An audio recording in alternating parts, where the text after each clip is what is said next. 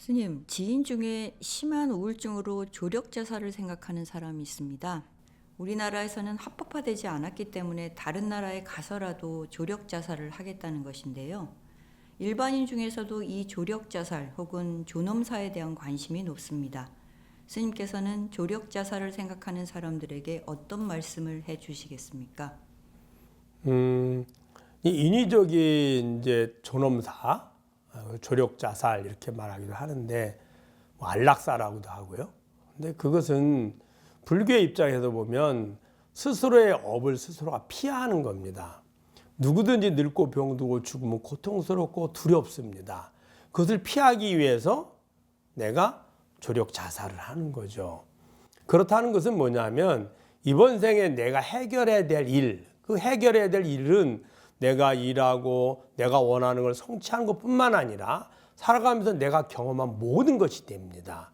근데 그 모든 것 중에 가장 중요한 일이 이 늙고 병들고 죽음으로부터 오는 고통과 두려움과 슬픔을 경험하는 겁니다.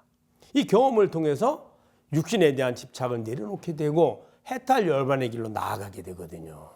그런데 그것이 두렵고 고통스러우니 회피하는 거죠. 회피한다는 말은 다른 이야기로 이야기하면 육신에 대한 젊음에 대한 건강에 대한 집착이 아주 많다는 뜻입니다. 그렇다면 육신을 벗어나는 해탈 열반을 구하는데 장애가 되겠죠. 그래서 별로 권하고 싶지는 않습니다. 오히려 힘들고 어렵지만 부처님의 가르침을 통해서 이 삶이 무상함을 매 순간순간 느끼고 육신이 나에게 즐거움의 보배가 아니라 오히려 고통의 근원임을 알아차리는 것이 아주 중요하죠. 그 다음에 존엄사가 있습니다. 존엄사는 말씀드린 것처럼 조력 자살도 속하지만 이제 이 삶이 거의 막바지에 와서 인공적으로 인위적으로 삶을 연장하는 것들이 있습니다.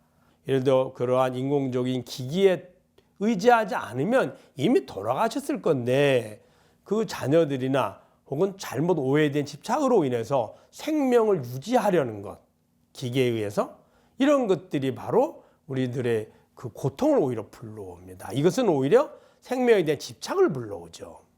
또 하나는 또 무슨 문제가 발생하냐면 우리가 가장 괴로운 게 아픈 것보다도 죽음입니다. 죽음보다 죽음의 한가운데 와 있는 거거든요. 그런데 그 당사자에게는 죽음의 한가운데서 계속 양쪽의 삶과 죽음의 경계선상에서 있거든요. 거의 의식이 없는 상태에서 생명 유지만 하고 있으니까. 이렇게 했을 때 불교의 입장에서 보면 환자도 이미 순리적으로 윤회에 따라서 인연에 따라서 가야 되는데 가지 못하게 잡아놓고 있는 거죠. 또 하나는 환자는 엄청난 고통을 느끼고 있다는 거예요. 이게 남아있는 가족들의 생명에 대한 집착 혹은 당사자의 생명에 대한 집착으로 인해서 그 원리를 몰라서 일어난 현상이거든요. 그럴 때는 생명 유지 장치를 제거하고 자연스럽게 순리대로 죽음을 맞이하는 것이 필요하다. 이것도 이제 우리가 존엄사라 할 수 있습니다. 그래 이런 것은 적극적으로 권할만 하지만 그러나 인위적으로 아직 내가 삶이 남아 있는데 그것을 조력 다른 사람의 도움이나 약물의 도움을 통해서 스스로 목숨을 끊는 것은 오히려 윤회의 순리상, 윤회의 원리에 비춰봤을 때 도움이 되지 않는다. 오히려 장애가 된다.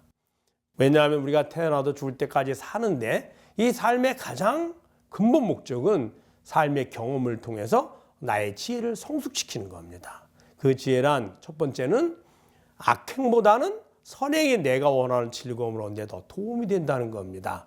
또 더 중요한 것은 육신의 집착보다는 육신을 집착하지 않을 때, 즉 괴로운 마음에서 즐거운 마음을 구하지 않을 때가 가장 완전한 행복에 도달한다는 것을 경험 통해서 알아가는 과정이거든요.